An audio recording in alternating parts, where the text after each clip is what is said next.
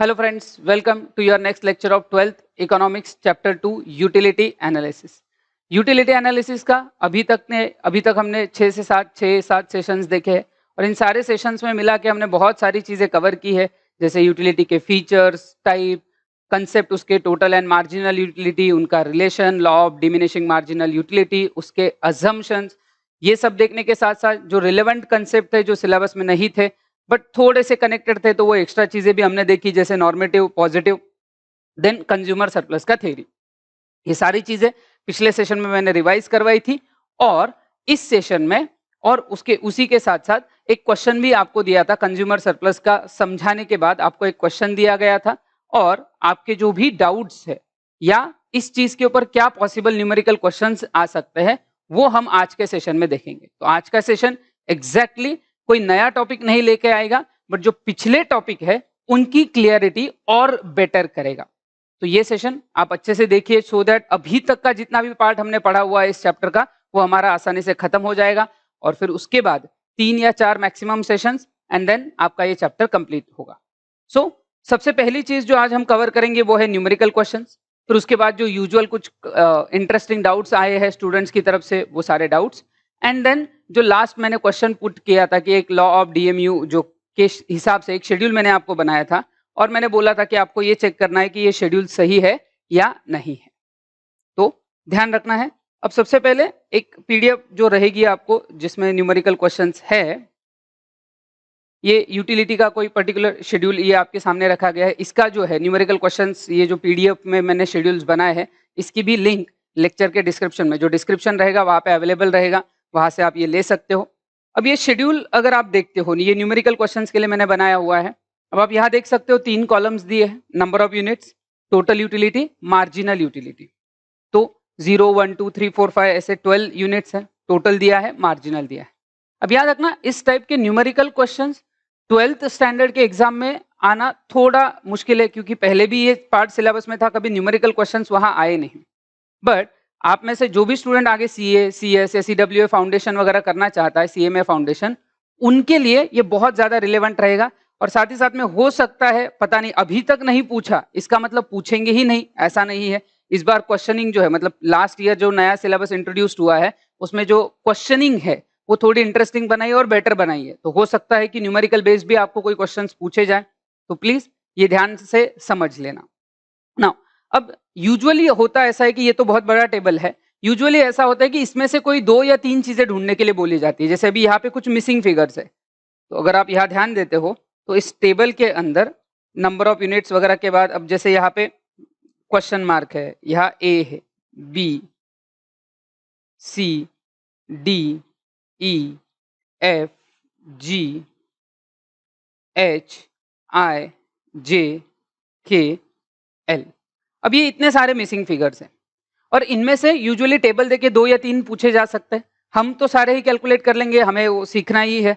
तो जो मार्जिनल और टोटल का फॉर्मूला या जो रिलेशन हमने देखा था कि इंडिविजुअल प्रोडक्ट से मिलने वाली यूटिलिटी इज मार्जिनल, और जितने भी इंडिविजुअल्स है उन सबको ऐड करो तो आपको मिलती है टोटल यूटिलिटी। तो एक बेसिक मंत्र जो हमने पढ़ा था, अगर आपको याद होगा, दैट मार्जिनल से मार्जिनल मिलाते जाओ तो टोटल बनता है, 2 टोटल को अलग करो, 2 सब्सिक्वेंट टोटल को अलग करो तो मार्जिनल रह जाता है। बस वही फॉर्मूला जो है वो हमें यहाँ अप्लाई करना है। सो लेट्स सी, देखेंगे one by one step by step हम इसको अप्लाई करेंगे। तो जैसे सबसे पहला जो पार्ट है टोटल यूटिलिटी, 0 यूनिट के लिए 0 है, मार्जिनल यूटिलिटी भी यहाँ क्वेश्चन मार्क दिया है, ये भी 0 ही रहेगी फॉर अ सिंपल रीजन, क्योंकि अगर कोई कंजम्पशन ही नहीं हुआ है तो कोई वांट सेटिस्फाई नहीं होगी, इसलिए यूटिलिटी 0। फर्स्ट यूनिट का अगर आप मार्जिनल यूटिलिटी, टोटल यूटिलिटी देखोगे तो वो 1800 है और मार्जिनल यूटिलिटी ए। अब फर्स्ट यूनिट के लिए मार्जिनल और टोटल दोनों सेम होता है, बिकॉज टोटल मार्जिनल के एडिशन से बनता है। अब एक ही यूनिट है तो उसका एडिशन उतना ही रहेगा, तो यहाँ पे ए की जो वैल्यू है वो आएगी 1800। अब अगर आप आगे बढ़ते हो बी, अब बी ये जो फिगर है ये सेकेंड, आप यहां देख सकते हो सेकेंड यूनिट का टोटल यूटिलिटी है, कहीं और ही चला गया वो डायरेक्शन, सेकेंड यूनिट का टोटल यूटिलिटी पूछा है। अब अगर मैं इनिशियली एटलीस्ट फॉर्मूला बेस्ड जाऊं, तो फॉर्मूला अगर आपको याद होगा तो फॉर्मूला कुछ इस तरीके से था, total utility of n is equal to marginal utility of 1 plus marginal utility of 2 और टिल जितना भी आप जा पाओ उतना। अब हमें बोला गया है to calculate total utility of second unit. याद रखना सेकेंड का टोटल। अब सेकेंड यूनिट का टोटल मतलब दो मार्जिनल की एडिशन, दो ही मार्जिनल्स यहां पे ऐड करने हैं, marginal of first plus marginal of to.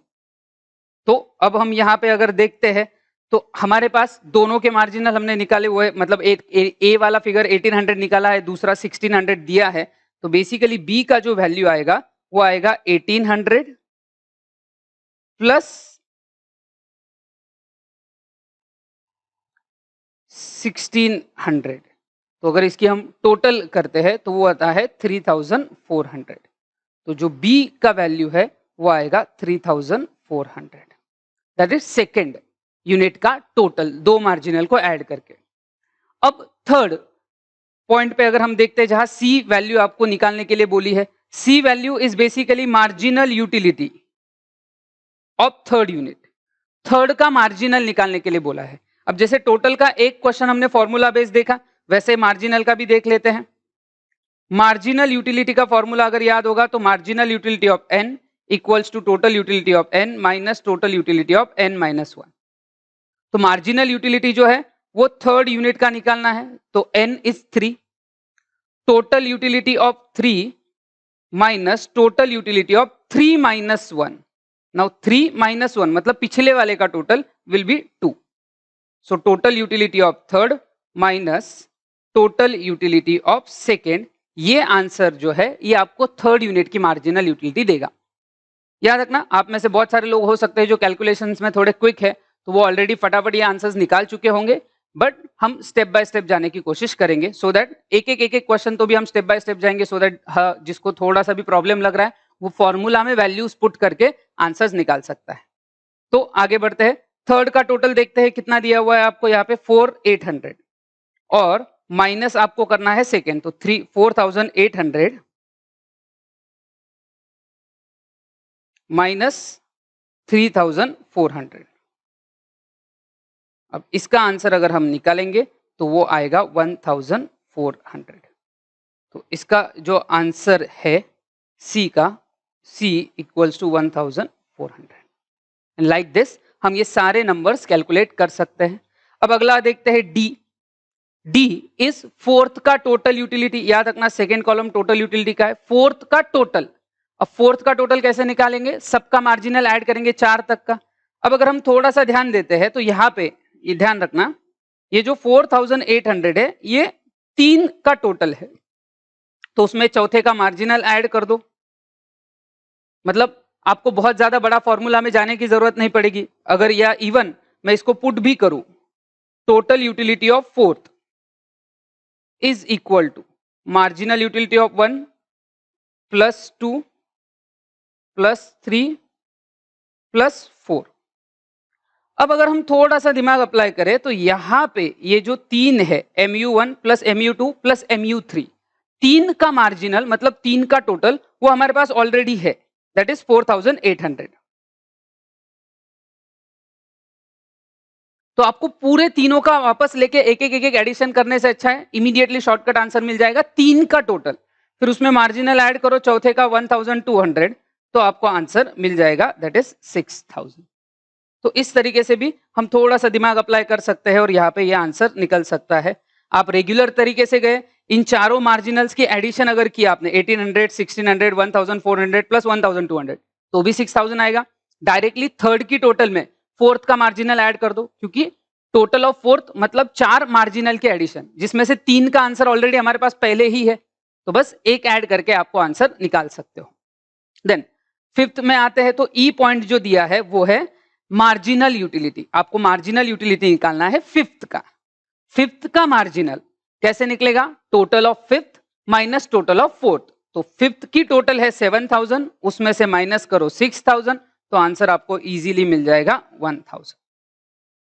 फिर से आते हैं 6 एफ पॉइंट की तरफ। एफ इज सिक्स्थ का टोटल, सिक्स्थ का टोटल यूटिलिटी बोला है, प्लीज ध्यान रखना। अब सिक्स्थ का टोटल मतलब कैसे निकलेगा, 6 मार्जिनल्स ऐड करने पड़ेंगे, जिसमें से ऑलरेडी 5 मार्जिनल जो हमारे है, 5 का टोटल है 7000, तो एक मार्जिनल ऐड करेंगे तो वो आएगा 7800।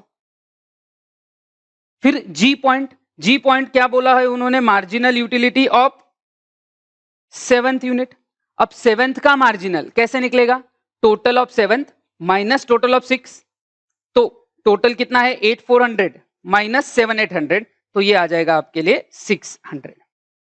फिर H में जाते हैं। H में भी आपको मार्जिनल ही निकालना है, मार्जिनल यूटिलिटी ऑफ 8। अब ये निकालने के लिए फिर से total utility of 8 minus total utility of 7, तो 8800 माइनस 8400 विल बी 400, तो यहां पे आंसर आएगा 400। नेक्स्ट, I पॉइंट दिया है। I is basically total of 9th unit, total utility of 9th। तो 8 का टोटल हमारे पास ऑलरेडी है 8800, उसमें एक मार्जिनल ऐड कर दो, 9th का मिल जाएगा, सो 9000। फिर 10th के लिए जाते हैं। 10th का आपको टोटल निकालने के लिए बोला है। अब 10th का मार्जिनल अगर आप देखोगे तो वो 0 है, तो 9th और 10th में कुछ भी एडिशन नहीं हो रहा है। 9th यूनिट के बाद डायरेक्टली 10th में अगर आप मार्जिनल ऐड करोगे तो वो 0 रहेगा, सो 9000 प्लस 0 अगेन 9000। फिर के पॉइंट की बात करते हैं। के पॉइंट में निकालने के लिए बोला है आपको मार्जिनल यूटिलिटी ऑफ 11th। अब 11th का मार्जिनल कैसे निकलेगा? 11th का टोटल माइनस 10th का टोटल। अब 11th का टोटल है 8800, याद रखना ये के लिए मैं आंसर निकाल रहा हूं, 8800 माइनस 9000। प्लीज ध्यान रखना ये कैसे निकाला है। मार्जिनल यूटिलिटी ऑफ 11th का हम आंसर निकाल रहे हैं TU11 minus total utility of 10th, इस तरीके से। तो 8800 माइनस 9000, तो अब यहां पे बेसिकली मार्जिनल यूटिलिटी निगेटिव आएगा। और अगर आपको याद होगा तो हमने देखा है कि पॉइंट ऑफ सटाइटी जहां मार्जिनल 0 होता है वो पॉइंट ऑफ सटाइटी है, उसके बाद कंजम्पशन कंटिन्यू रहा तो मार्जिनल यूटिलिटी निगेटिव होगा और टोटल और डिक्लाइन होता जाएगा। फिर L is basically total utility of 12th। अब फिर से एक बार 11th का टोटल हमारे पास अवेलेबल है 8800 प्लस माइनस 600 करना, याद रखना मार्जिनल यूटिलिटी और निगेटिव हो रही है तो टोटल और डिक्लाइन होगा, तो 8800 माइनस इस बार माइनस 600 जो आएगा तो वो आएगा 8200।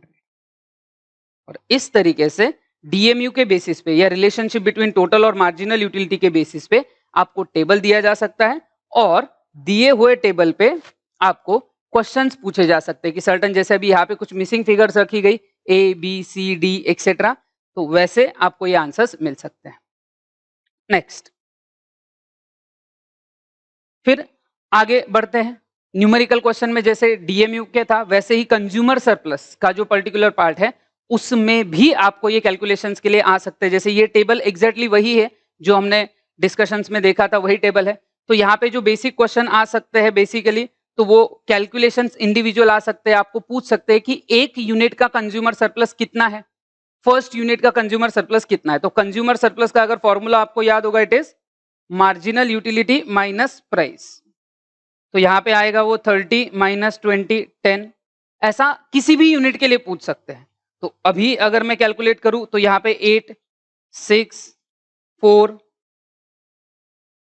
जस्ट अ सेकेंड,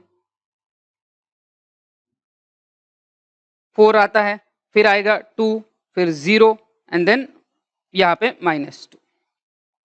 तो इस तरीके से कंज्यूमर सरप्लस पूछा जा सकता है। या एक और चीज जो पूछा जा सकता है, कंज्यूमर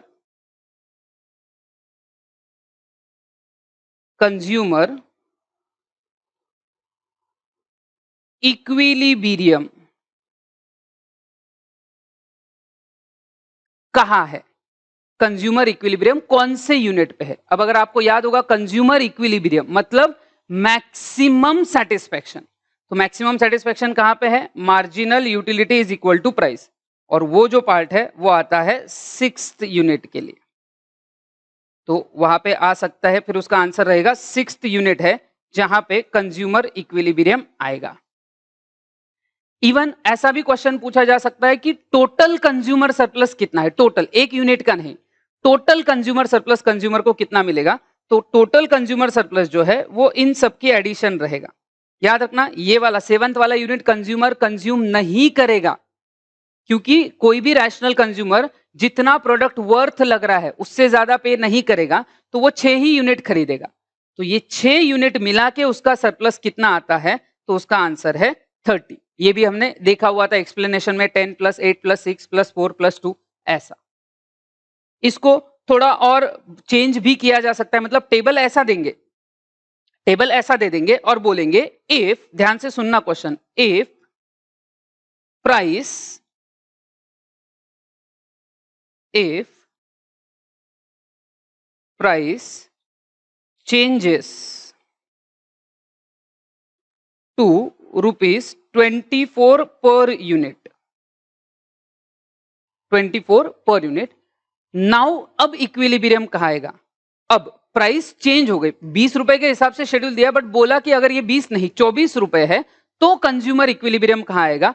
अब अगर हम इसका क्वेश्चन सॉल्व करते हैं तो mu इक्वल्स टू प्राइस, अब 24 mu is eight 4th unit, तो अगर इंस्टेड ऑफ 20, ध्यान से सुनो, इंस्टेड ऑफ 20 प्राइस अगर 24 है, तो जो नया इक्विलिब्रियम आएगा कंज्यूमर इक्विलिब्रियम, कंज्यूमर इक्विलिब्रियम जो आएगा वो 4th यूनिट पे आएगा, 6th की जगह वो 4th आएगा। तो इस तरीके से वेरिएशन किए जा सकते हैं। इवन एक और इंटरेस्टिंग क्वेश्चन, मतलब इस चीज में, इस शेड्यूल में सबसे पॉसिबल ट्रिकी क्वेश्चन वो ये भी कर सकते हैं, सेम सिचुएशन, ध्यान रखना। यहाँ पे स्टूडेंट एक यूजुअल गलती कर देते हैं, इसलिए मार्क्स भी चले जाते हैं, ध्यान से सुनना। If price changes to ₹24 per unit, how much, question ध्यान रखना, how much consumer surplus will be enjoyed or derived by consumer। Question बहुत ध्यान से पढ़ना और समझना कि अगर प्राइस 24 रुपीज से चेंज हो गई, मतलब 20 से 24 हो गया, तो कंज्यूमर का total, how much total consumer surplus, overall consumer surplus कितना मिलेगा, ये आपको कैलकुलेट करने के लिए बोला जा रहा है। भले 2 मिनट ले लो, लेक्चर पॉज कर लो और कैलकुलेट करके देखो उस टेबल में। मैंने इस लेक्चर, ये जो क्वेश्चन है उसकी पीडीएफ भी नीचे लिंक में दी है, तो आप कैलकुलेट, खुद से कैलकुलेट करो। मेरा क्वेश्चन ये है कि शेड्यूल यही दिया है, बट क्वेश्चन ऐसा बोला कि अगर प्राइस 24 हो गई तो टोटल कंज्यूमर सरप्लस कितना आएगा, टोटल कंज्यूमर सरप्लस वो कितना एंजॉय करेगा। और कंज्यूमर को, कंज्यूमर सरप्लस कहां तक होता है, जहां उसका इक्विलिब्रियम है, वहां तक के ही यूनिट आपको देखने पड़ेंगे। जैसे पहले हमने 6 यूनिट देखे, बट अब यूनिट चेंज हो जाएंगे। अब 6 यूनिट वो कंज्यूम नहीं करेगा, अब वो यूनिट कम कंज्यूम करेगा। ये अब तक आप समझ चुके होंगे। तो भले ही लेक्चर रोक लो, क्वेश्चन देख लो और अच्छे से कैलकुलेट करके फिर ये आंसर खुद से पहले निकालने की कोशिश करो कि क्या आंसर आ सकता है। ये थोड़ा सा ट्रिकी होता है, तो ध्यान से करना जरूर। और टोटल कंज्यूमर सरप्लस कितना मिलेगा उसको, उस नए प्राइस पे, 20 रुपीज पे नहीं, 24 रुपीज पे, अगर प्रोडक्ट की प्राइस 24 है तो। नाउ अब अगर हम इसका आंसर निकालने गए और अगर आपका आंसर, ध्यान रखना, किसी का भी आंसर अगर, पूरा देखो फिर बाद में कंक्लूड करना, किसी का भी आंसर अगर ऐसा है 10 + 8 + 6 + 4 और ये आंसर है 28, ऐसा अगर किसी का आंसर आता है तो ये आंसर जो है ये गलत है।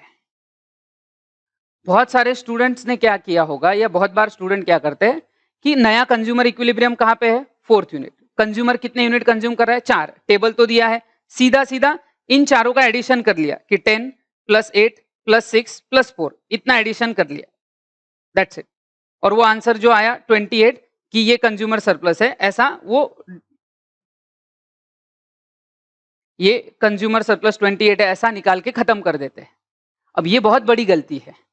यहाँ पे बहुत सारे स्टूडेंट जल्दी की वजह से या बहुत घाई करने की वजह से क्या कर रहे हैं, ये जो कंज्यूमर सरप्लस निकालने के लिए प्राइस लिया है ये 20 ही है, जबकि क्वेश्चन में पूछा है कि इफ प्राइस चेंजेस टू 24, मतलब अब ये है कि अब 24 के हिसाब से आपको सरप्लस निकालना है, जो अलग आएगा। इसके लिए आपको फिर से एक बार ये कैलकुलेशंस करने पड़ेंगे। जैसे अगर यूनिट की अगर हम बात करें, यूनिट 1 2 3 4 5 मार्जिनल यूटिलिटी शेड्यूल तो सेम रहेगा,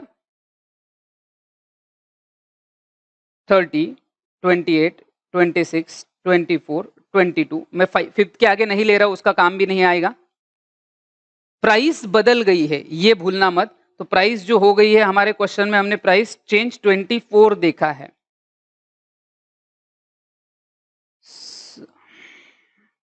राइट, तो ये प्राइस चेंज जो देखा है ये 24 है, ये ध्यान रखना।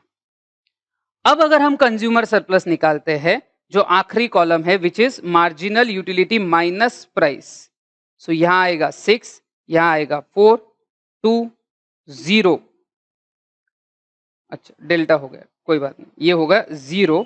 और यहाँ पे रिलेवेंट ही नहीं है, क्योंकि कोई भी कंज्यूमर, रैशनल कंज्यूमर, अगर उसको 22 रुपीज का वर्थ लग रहा है प्रोडक्ट, तो 24 देगा नहीं, वो फिफ्थ यूनिट खरीदेगा ही नहीं। उसका मैक्सिमम सेटिस्फेक्शन जो है वो फोर्थ यूनिट पे ही आएगा। और इसी रीजन की वजह से वो 4 यूनिट कंज्यूम करेगा, और उसका सरप्लस जो है अब वो 10/8 नहीं रहा, वो मार्जिनल यूटिलिटी माइनस प्राइस में 6, 4, 2। अब ये जो आंसर है ये आएगा 12, कि अगर प्राइस 24 रुपीज ड्रॉप हुई तो टोटल कंज्यूमर सरप्लस जो कंज्यूमर को मिलेगा वो रहेगा 12 यूनिट्स एंड नॉट द 28 और समथिंग एल्स। बिकॉज ऐसी गलती यूजुअली जल्दी जल्दी में स्टूडेंट्स कर देते हैं, और उसी वजह से, उसी पर्टिकुलर रीजन की वजह से ये मार्क्स जाते हैं। तो ये शेड्यूल्ड, या ये शेड्यूल्स आ सकते हैं मार्जिनल यूटिलिटी के, टोटल यूटिलिटी के, या कंज्यूमर सरप्लस प्राइस के, और उसके कॉम्बिनेशन में अलग अलग क्वेश्चंस आपको पूछे जा सकते हैं। तो इस चीज के लिए अलर्ट रहना। अगेन 12th के एग्जाम में पॉसिबिलिटी कम है, बट 100% हम गारंटी नहीं दे सकते। और CS वगैरह के एग्जाम में, फाउंडेशन एग्जाम में तो ये काम आना ही है। मोस्ट ऑफ द स्टूडेंट का 12th के बाद वही करियर ऑप्शंस होते हैं, तो आप ये उसके लिए भी आपका ये काम आसान हो जाएगा। नेक्स्ट, तो ये बेसिकली न्यूमेरिकल क्वेश्चंस का पार्ट था। इसके ऊपर भी आपको कोई डाउट आता है तो आप पूछ ही सकते हो, कोई इशू नहीं है। नाउ कुछ इंटरेस्टिंग डाउट्स जो पूछे गए उनके बारे में मैं थोड़ा डिस्कशन करूंगा। अब यहाँ पे मैंने मेरे या आपके अंडरस्टैंडिंग के लिए इजी रहे इसके लिए लिखा है। तो किसी स्टूडेंट का क्वेश्चन था कि और ज्यादा पैसे देने को तैयार है तो क्या। पहली चीज, जब हम मार्जिनल यूटिलिटी का शेड्यूल लिख रहे हैं या बना रहे हैं, ये 500, 400, 300, 200, 100, it is the amount which a consumer is ready to pay. तो अगर कंज्यूमर, मतलब उन्होंने क्लियरली स्पेसिफिकली जो शेड्यूल मैंने बनाया था एक्सप्लेनेशन करने के लिए, वही शेड्यूल से मुझे फोटो निकाल के बोला कि सर अगर इस शेड्यूल में वो और पैसे देने के लिए तैयार है, तो और पैसे देने के लिए अगर तैयार है तो ये चीज 500 से स्टार्ट नहीं होगी, फिर ये कहीं और से स्टार्ट होगी। मतलब ये 600, 800, 1000 जहां से भी आप देने को तैयार हो। और जैसे कि मैंने बोला कि ये हर कंज्यूमर के लिए अलग अलग हो सकता है। तो जब ये बोलते हो कि कोई पर्टिकुलर स्टूडेंट बोलता है कि सर वो और पैसे देने के लिए तैयार है, तो आप अगर वो एग्जाम्पल चेंज करना चाहते हो तो वो चेंज करके फिर डाउट पूछो। अब जैसे फॉर एग्जाम्पल किसी स्टूडेंट का क्वेश्चन था कि सर अगर उसको वो पहला यूनिट जो है वो 600 का वर्थ लगा, 500 का नहीं, तो अगर 600 का वर्थ लगा तो उसका शेड्यूल 600, 500, 400, 300, 200 ऐसा स्टार्ट होगा। और उस कंज्यूमर के लिए, जैसे यहाँ पे थर्ड यूनिट पे ये इक्वलिटी आई थी, MU इक्वल्स टू प्राइस, ये कितने के लिए आया था? थर्ड, जो मैंने एग्जाम्पल दिया था। अब जो ये स्टूडेंट का एग्जाम्पल था कि अगर वो और ज्यादा पैसे देने के लिए तैयार है तो first, second, third, fourth, fifth में फोर्थ के ऊपर वो इक्वलिटी आएगी जहां MU इक्वल्स टू प्राइस है। और वो कंज्यूमर तीन नहीं 4 यूनिट खरीदेगा, क्योंकि उसको उसमें से ज्यादा वर्थ मिल रहा था, तो इसीलिए उसने ज्यादा यूनिट खरीदे। जिसको 500 से मिल रहा था वो 500 से खरीदेगा। फिर एक और क्वेश्चन आया था कि अगर उसने 1 यूनिट लिया और वो कंज्यूम करने के बाद उसको लगा कि अरे नहीं ये तो चीज बहुत अच्छी है, इसके लिए तो मैं 1000 रुपए भी दे सकता हूं। जब कमोडिटी देखा तो उसको 500 रुपए वर्थ लग रहा था, फिर लेने के बाद उसको लगा कि ये तो 1000 रुपए का, मतलब कंज्यूम करने के बाद उसको लगा कि 1000 रुपए का वर्थ है।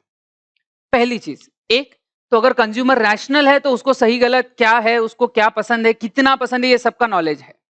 अगर उसको वो नॉलेज नहीं था, वो उसने 1 यूनिट कंज्यूम किया, कंज्यूम करने के बाद अब वो और ज्यादा खरीदना चाहता है, so these two are the different transactions.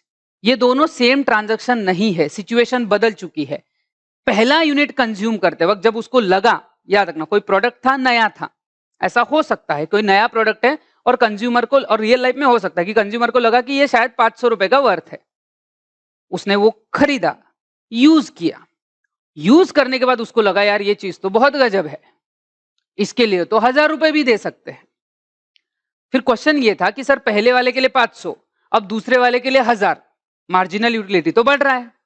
But problem ये है कि पहली और दूसरे ये दोनों कंटिन्यूअस ट्रांजैक्शन नहीं है, ये अलग अलग ट्रांजैक्शन है, और इसीलिए हम उसके लिए वो डीएमयू अप्लाई नहीं कर पाएंगे। दूसरी चीज, सिचुएशन कांस्टेंट नहीं है। पहला यूनिट जब उसको 500 रुपए का वर्थ लग रहा था, उसके पहले उसको प्रोडक्ट का नॉलेज नहीं था। अब यूज करने के बाद उसको प्रोडक्ट का नॉलेज आया, so other things are not constant. अगर लॉ ऑफ डीएमयू का स्टेटमेंट आपको याद होगा, शुरुआत कहां से होती है? Other things being constant, the additional benefit which a person derives from a given increase in a stock of thing diminishes with the every increase in the stock that he already has. और ऐसे ही learn होना चाहिए पूरा के पूरा। तो ये जो पर्टिकुलर पार्ट है वहां पे शुरुआत हुई थी अदर थिंग्स बीइंग कांस्टेंट। तो जब उसको लगा पहले यूनिट के लिए 500 का वर्थ था, उसने खरीद लिया, यूज करने के बाद उसको लगा कि यार इसके लिए तो मैं 1000 रुपए भी दे सकता हूं और 1000 रुपए देने के लिए भी तैयार है। तो एक्चुअली ये दो डिफरेंट सेट ऑफ ट्रांजैक्शंस हैं जिसमें कंटिन्यूटी नहीं है, पहला प्रॉब्लम। दूसरा, सिचुएशन बदल चुकी है। पहले प्रोडक्ट के वक्त 500 रुपए देने के लिए जब वो रेडी था, तब उसको प्रोडक्ट की यूटिलिटी का पूरा नॉलेज नहीं था। यूज करने के बाद उसका नॉलेज और उसका अवेयरनेस प्रोडक्ट के यूज के बारे में बढ़ा है, और यही रीजन है जिसकी वजह से हम उसको डीएमयू का एक्सेप्शन या डीएमयू नहीं फॉलो हो रहा है ऐसा नहीं बोल सकते। In all these cases DMU will be valid. तो ये आपको ध्यान रखना है। फिर अगला क्वेश्चन जो आता है वो है बार्गेनिंग। यूजुअली बार्गेनिंग का ये जो क्वेश्चन है ये मुझे हर साल पूछा जाता है, स्पेशली गर्ल्स की तरफ से ये क्वेश्चन आता है। निगोशिएशन में काफी काफी टैलेंट हम बोल सकते हैं कि निगोशिएशन का, बार्गेनिंग या थोड़ा कमर्शियल टर्म्स में बात करें तो निगोशिएशन में वो काफी काफी अच्छे होते हैं। तो उनका ऐसा बोलना है कि सर अगर हम प्रोडक्ट लेने के लिए गए, हमने प्रोडक्ट देखा, हमको 1000 रुपए का वर्थ लगा, फिर भी हम बताते नहीं हैं कि हमको 1000 रुपए का वर्थ लग रहा है। फिर हम सामने वाले को पूछते, कोई नहीं बताता, सामने वाले को पूछते हैं कि भाई भैया प्राइस कितनी है। अगर वो भैया सामने वाला बोलता है कि भाई 1500 रुपए की प्राइस है, तो हम जैसे तैसे करके उसको 1000 तक तो लेके आएंगे। अब याद रखना, अब उनका ऐसा बोलना था उस ये पूरी सिचुएशन में कि 1000 रुपए का प्रोडक्ट वर्थ लगा, सेलर को पूछा 1500 रुपए। अब मैंने आपको बोला था कि अगर मार्जिनल यूटिलिटी कम है और प्राइस ज्यादा है, जैसे इस एग्जांपल में वर्थ 1000 का लग रहा है, 1500 है, तो कंज्यूमर बाय नहीं करेगा। बट उनका बोलना है कि सर हमने बार्गेनिंग करके उसको 1000 रुपए तक लेके आए। अब याद रखना, अगर आपकी बार्गेनिंग होना बाकी है और 1000 रुपए तक आप लेके नहीं आए हो या 1000 रुपए तक लेके आओगे, इन दोनों चीजों में जब आपको फाइनल कितना देना पड़ रहा है वो प्राइस यहां पे बात करो। शुरू में उसने क्या प्राइस बोली, दैट इज नॉट रिलेवेंट। आपको कितना देना पड़ा है, व्हाट वी एक्चुअली पे। सामने वाले ने 1500 बोला, आपने अपने बार्गेनिंग के टैलेंट से उसको 1500 से 1000 तक लेके आए। कुछ कुछ लोग ये भी बोलेंगे सर 1000 क्यों, हमारा टैलेंट तो इतना है कि कोई 1500 बोलता है तो हम 500 में खरीद के लाते हैं। होता है, हर किसी का टैलेंट होता है, अलग अलग तरीके से वो कन्विंस कर लेते हैं हम। तो पॉइंट ये है कि निगोशिएट करने के बाद, बार्गेन करने के बाद जो प्राइस हुआ उस प्राइस के साथ हम कंपेयर करें। अगर वो आफ्टर बार्गेनिंग, याद रखना आफ्टर बार्गेनिंग वो जब बोलता है कि 1000 रुपए में लेके जाओ, तो आपका MU इक्वल्स टू प्राइस है और वो लोग वो चीजें खरीद लेते हैं। फिर ये बार्गेनिंग के ही केस में एक और सिचुएशन आती है कि सर हमें प्रोडक्ट देखा, हमने दुकान में प्रोडक्ट देखा, हमको वो 1000 रुपए का वर्थ लगा, हमने सेलर को प्राइस पूछी, उसने बोला 800 रुपए। अब हमको जितना वर्थ लग रहा था उससे कम प्राइस था, बट फिर भी हम निगोशिएट करेंगे। बार्गेनिंग की आदत है या बार्गेनिंग का टैलेंट है, तो हम और निगोशिएट करते, कन्विंस करते हैं सामने वाले को कि भैया हमेशा आपसे ही लेते हैं। फिर वो सामने वाला भी कन्विंस करता है, नहीं नहीं नहीं बट इतने में तो हमारी खरीदी नहीं है। होता है, हर कोई सेलर का बाहर का होता है, सेलर बोलता है इतने में तो खरीदी नहीं है, इतना तो हमको लॉस हो जाएगा, ऐसा वैसा। फिर सामने से बोलते हैं भैया हमेशा से तो आपसे ही खरीदते हैं, हमेशा के कस्टमर है, आप रेगुलर कस्टमर को कम नहीं करोगे क्या, एक्सेट्रा एक्सेट्रा एक्सेट्रा। ये निगोशिएशन के नॉर्मल टैक्टिक्स होते हैं। पॉइंट ये है कि निगोशिएट करने के बाद, बार्गेन करने के बाद जो आपकी प्राइस आई, उस प्राइस के साथ हम मार्जिनल यूटिलिटी को कंपेयर करेंगे और फिर उस चीज को देखेंगे। तो ये आपको ध्यान रखना है रिलेटेड टू बार्गेनिंग कि आप गए, सेलर ने प्राइस बोला और अगर आप बार्गेन करने वाले हो, ध्यान रखना बार्गेन करने वाले हो तो प्राइस जो आप एक्चुअली पे करोगे वो बार्गेनिंग के बाद की देखना, पहली नहीं। क्योंकि फाइनली व्हाट वी एक्चुअली पे, अगर आप वो वर्ड्स भी पढ़ोगे, कंज्यूमर सरप्लस का फॉर्मूला लिखने के ऊपर जो दिया है वहां पे भी हमने देखा है what we actually pay, what we are ready to pay minus what we actually पे।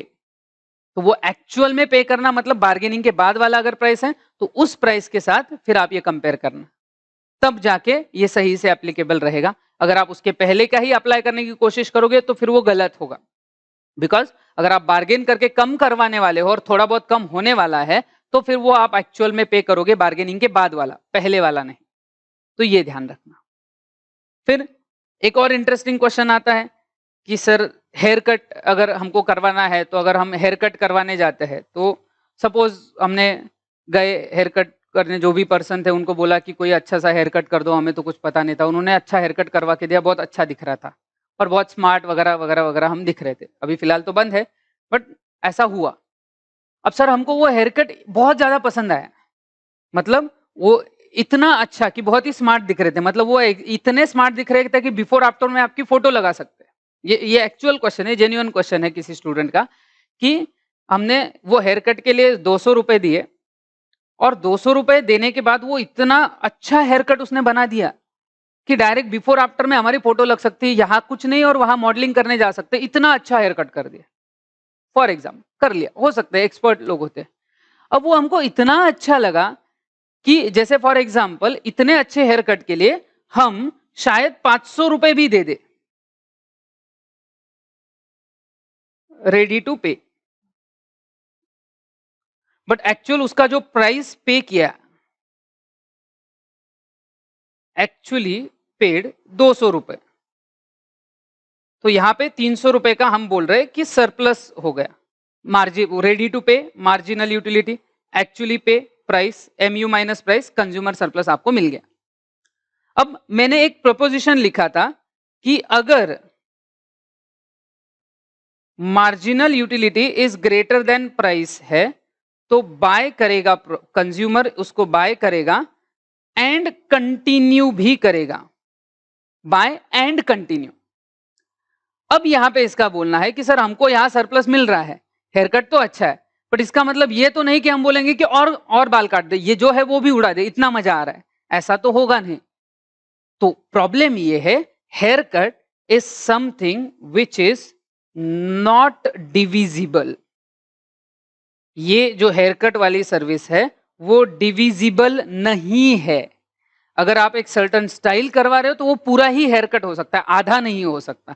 इस साइड करवा लिए, इस साइड का छोड़ दिया, ऐसा नहीं होगा। अगर आप एक सर्टन चीज करना चाहते हो तो वो कंप्लीट ही हो सकती है और इसी रीजन की वजह से यहाँ डीएमयू एप्लीकेबल नहीं होगा या नहीं कर पाएंगे। इवन हमने ये जब एजम्पशंस पढ़ रहे थे वहां पे हमने एजम्पशन में डिविजिबिलिटी एजम्पशन पढ़ा था और वो पढ़ाते वक्त भी मैंने बोला था कि ये इस लॉ का लिमिटेशन है, क्योंकि आगे एक टॉपिक आएगा क्रिटिसिज्म ऑन द लॉ और लिमिटेशंस ऑफ द लॉ, वहां पे हम देखेंगे कि हम इनको नॉन डिविजिबल चीजों पे अप्लाई नहीं कर पाएंगे। तो अगर कोई चीज नॉन डिविजिबल है तो वहां डीएमयू का लॉजिक अप्लाई करना पॉसिबल नहीं। ये कुछ जनरल या रेगुलर डाउट्स जो आए थे वो हमने देखे। अब आज के डिस्कशन का आखिरी पार्ट जो है, मैंने बोला था डीएमयू का एक शेड्यूल मैंने दिया था जहां पे नंबर ऑफ यूनिट्स थे और मार्जिनल यूटिलिटी दिया गया था। यूनिट में 1 2 3 4 था, मार्जिनल में 10 7 3 एंड -2। अब मैंने पूछा था कि ये जो पर्टिकुलर शेड्यूल है ये सही है या गलत है, ये आपको बताना था। कुछ लोगों को ये ट्रिक क्वेश्चन लगा क्योंकि मैंने वहां लिखते वक्त ऐसा कुछ लिख दिया था जब मैंने पिछला लेक्चर लिया था, तो राइट और रॉन्ग, तो ये WRI लिखने वाला राइट लिख दिया था। तो स्टूडेंट ने मुझे वो बोला कि सर ये तो ट्रिक क्वेश्चन है, ये तो आपने राइट लिखा है, तो ये वाला गलत है, बाकी सब सही है टाइप्स, या बाकी गलत है वगैरह ऐसा। अब ध्यान रखना, इसका जो मेजोरिटी स्टूडेंट्स की तरफ से जो आंसर आया है वो आंसर आया है कि ये शेड्यूल जो है ये गलत। याद रखना मैं लिख रहा हूं जो आंसर आया है गलत है, कि ये शेड्यूल गलत है। इसके पॉसिबल रीजन जब मैंने पूछे कि क्यों है, तो पहला रीजन उन्होंने बोला, जैसे एक रीजन आया, नो पॉइंट ऑफ सटाइटी, यहां कोई पॉइंट ऑफ सटाइटी नहीं है, मतलब ही किसी किसी ने इसको अलग तरीके से एक्सप्लेन किया कि mu is not zero, marginal utility कहीं पे भी जीरो नहीं हो रही है, या टोटल यूटिलिटी कहीं मैक्सिमम नहीं हो रही, वगैरह वगैरह वगैरह एक्सेट्रा, और इस वजह से ये आंसर जो है ये रॉन्ग है। ऐसा लोगों की तरफ से कि ये शेड्यूल जो है रादर ये गलत है, ऐसे आंसर्स आए हैं। But now please pay attention, this schedule is not wrong, it is correct schedule.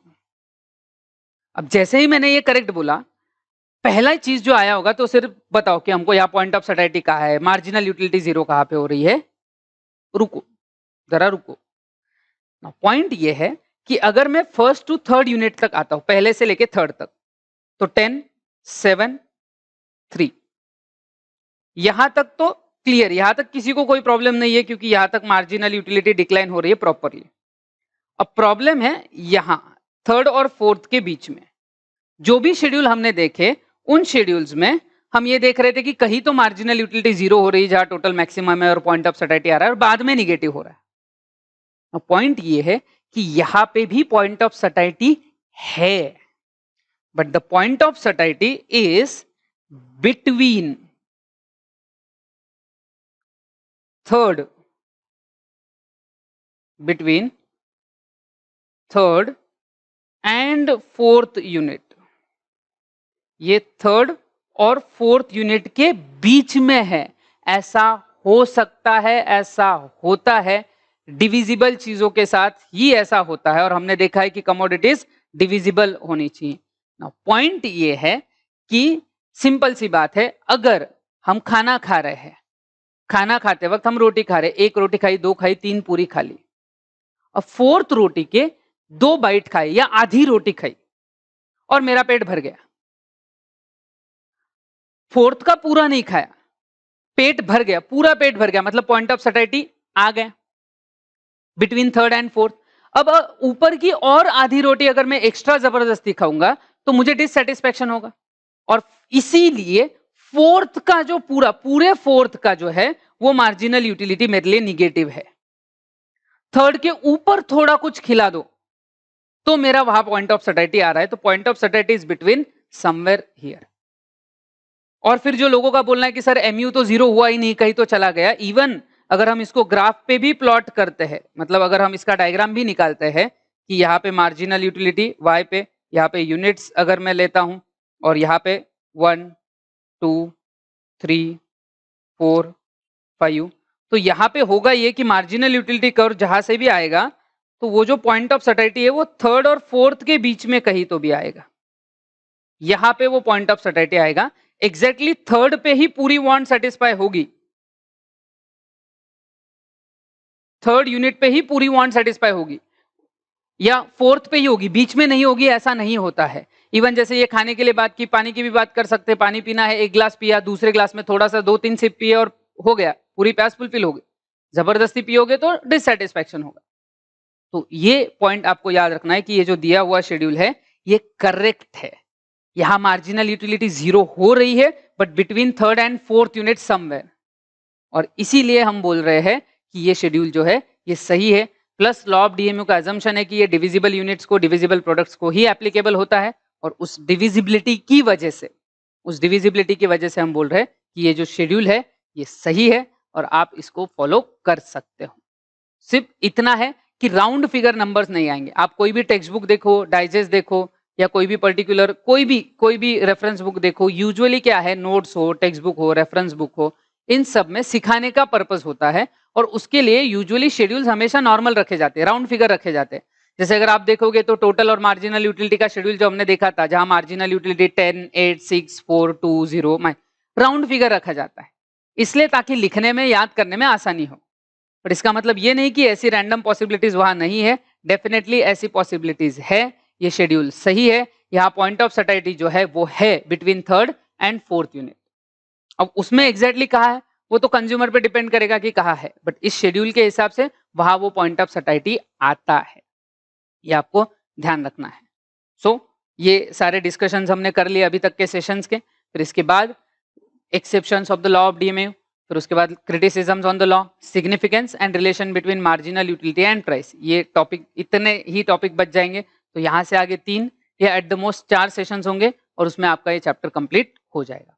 तो अभी के लिए हम इतना ही डिस्कस करेंगे, बाकी का बाद में। Thank you.